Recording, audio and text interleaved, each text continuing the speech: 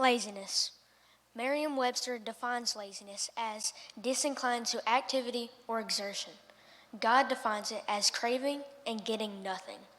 Proverbs 13:4 in the ESV says, "The soul of the sluggard craves and gets nothing, while the soul of the diligent is richly supplied."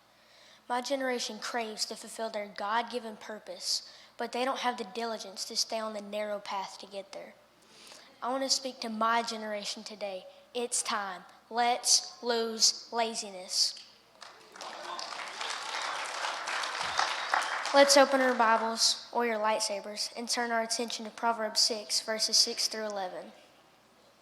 Go to the ant, you sluggard. Consider its ways and be wise. It has no commander, no overseer or ruler. Yet it stores its provisions in summer and gathers its food at harvest. How long will you lie there, you sluggard? When will you get up from your sleep? A little sleep, a little slumber, a little folding of the hands to rest, and poverty will come on you like a thief, and scarcity like an armed man.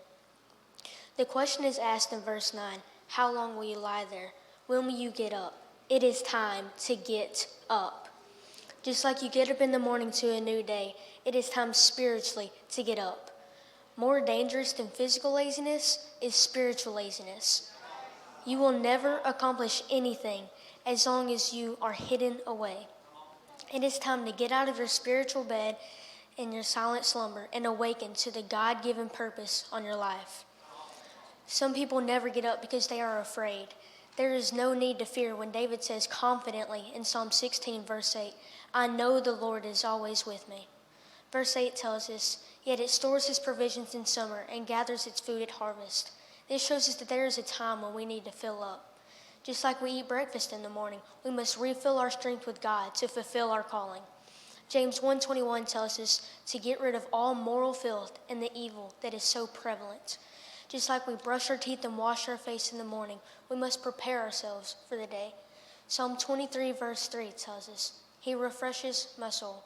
He guides me along the right paths for his name's sake." He can't refresh what you don't surrender. Surrender your spiritual complacency to him, and he will refresh your spiritual walk. When's the last time you filled yourself up in your walk with God? Because you can't pour from an empty cup. You can't lead someone where you haven't gone before. Spiritual laziness will not only rob you, but it will rob others around you. So, it is time to lose laziness and get to work. We have positioned our hearts with Psalm 23 verse 3, and now we utilize that strength for the good of others. Because what God does in you, he wants to do through you. Spiritual laziness will make you selfish and make you think that it is all about you, but it's not. Now, not only do you need to get to work, but you need to go to the right work. Who has God called you to be, and what does God want you to do? It makes about enough sense you not being you as putting a gold ring on a pig's snout. It doesn't match your assignment. Spiritual laziness will have you trying to fulfill everyone else's assignment. Just focus on your own.